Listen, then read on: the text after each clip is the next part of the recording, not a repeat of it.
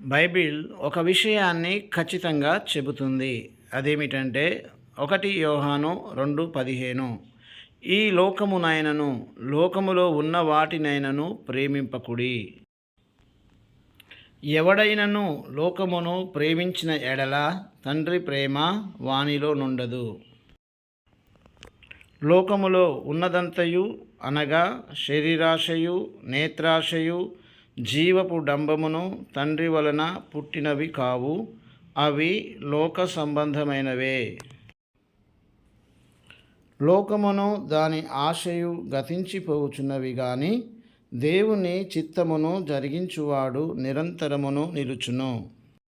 ప్రియమైన సహోదరి సహోదరులారా, మనం ఈ లోకమును ప్రేమించవద్దు. ఈ లోకములో ఉన్న వాటిని వేటిని కూడా ప్రేమించవద్దు. కేవలము దేవుని చిత్తాన్ని మాత్రమే మనము జరిగించాలి. ఆమెన్.